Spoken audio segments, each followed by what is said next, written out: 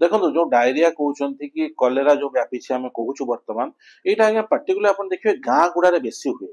Town ଲୋକଙ୍କୁ ହୁଏନି, କାହିଁ ଟାଉନ ଲୋକମାନେ ଦେଖିବେ ନିଜ ନିଜ ପାଇଖାନା ଟଏଲେଟ ଅଲଗା ଥାଏ, କିନ୍ତୁ ଗାଁରେ ଗୋଟେ କମନ ଥାଏ।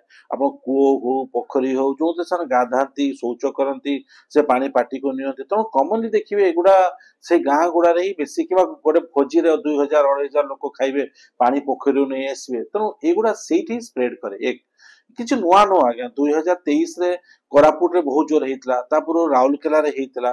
ତେଣୁ ଏହା ଦେଖୁଛି ରିପିଟେଡଲି particularly rural belt ରେ କୋଉଠି ନା କୋଉଠି ଡାଇରିଆ ଆଉଟବ୍ରେକ୍ ହୁଏ।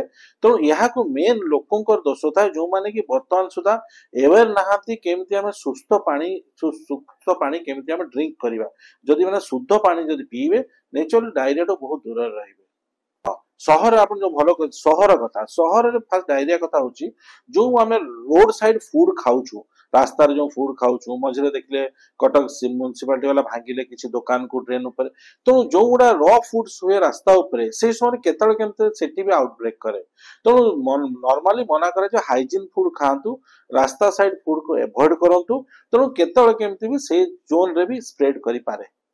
ଡାଇରିଆ ଛୋଟ ପିଲା ହଉ କି ବୟସ୍କ ଲୋକ ହଉ, ତାଙ୍କୁ କଣ୍ଟ୍ରୋଲ କରିବା ଭାରି ମୁସ୍କିଲ ହେଇଯାଏ, କାରଣ ସେମାନେ ବହୁତ ଜଲ୍ଦି ଡିହାଇଡ୍ରେଟେଡ ହେଇଯାଏ, ପାଣି ତାଙ୍କ ଦେହରୁ ଚାଲିଯାଏ।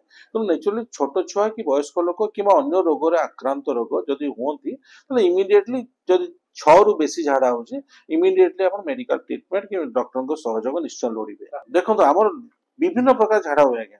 ପ୍ରଥମେ ହେଲା ପରେ ତ ଡିଟେକ୍ଟ କରାଯାଏ, କିଏ କିଏ ଦେଖିବେ ହୋଟେଲରେ ଖାଇଲେ, ଆପଣ ମୁଁ କେବେ ନିଶ୍ଚୟ ହେଇଥିବ ଦିନେ 2-3 ଥର ଝାଡା ହେଇଗଲା, ବାନ୍ତି ହେଇଗଲା ଫୁଡ ପଏଜନିଂ ପାଇଁ, ଜ୍ୱର ହେଲେ ବି ଝାଡା ଔଷଧ ଖାଇଲେ ବି ହେଇଯାଏ।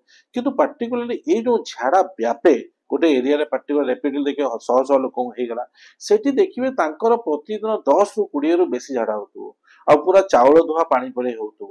ତେଣୁ ଏହା ଦ୍ୱାରା ଜଣା ପଡେ ଯେ କଲେରା ସ୍ପ୍ରେଡ କଲା କି ଲୋକାଲ ଡାଇରିଆ ଏଣ୍ଡେମିକ କି ଏପିଡେମିକ ସେ ଏରିଆରେ ହେଇଗଲା। ଦେଖନ୍ତୁ ଯଦି ଡାଇରିଆ ଗୋଟେ ଲୋକକୁ ହଉଛି ବାନ୍ତି ହଉନାହିଁ, ତାହେଲେ ନେଚୁରାଲି ଆମେ ତାକୁ କହୁ ଓଆରଏସ୍ ପାଣି। ଓଆରଏସ୍ ପାଣି ନ ମିଳିଲେ ନେଚୁରାଲି ଲେମ୍ବୁ ଲୁଣ ଚିନି ଦେଇକି ପାଣି ପିଇବାକୁ, କଦଳୀ ଚୁଡା ଖାଇବାକୁ, ଏଗୁଡା କମନଲି ଆଜି ନୁହେଁ ଯୁଗ ଯୁଗରୁ ଆଡଭାଇସ୍ ଅଛି ଏଇ ଜିନିଷ କଣ୍ଟିନ୍ୟୁ କରିବାକୁ। ଯଦି ଏଥିରେ ବି ନ କମୁ ତା ସପୋର୍ଟିଭ ସେଲାଇନ୍ ଆଉ ଇଞ୍ଜେକ୍ସନ ନେବାକୁ ବି କୁହାଯାଏ। ଦେଖନ୍ତୁ କଟକ ଟାଉନରେ ଯୋଉ ଡାଇରିଆ ହୁଏ, ବହୁତ ଲୋକ ଦେଖିବେ କଟକରେ ବସ୍ତିରେ ରହୁଛନ୍ତି, ଝୋପଡପଟ୍ଟିରେ ରହୁଛନ୍ତି। ତେଣୁ ଝୋପଡପଟ୍ଟି ବସ୍ତିରେ ଯେତେବେଳେ ସ୍ପ୍ରେଡ କରେ ଆଜ୍ଞା, ସେଠି ଲୋକମାନେ ବହୁତ compact common toilet, common urinal, common ଇଏ ୟୁଜ କରନ୍ତୁ।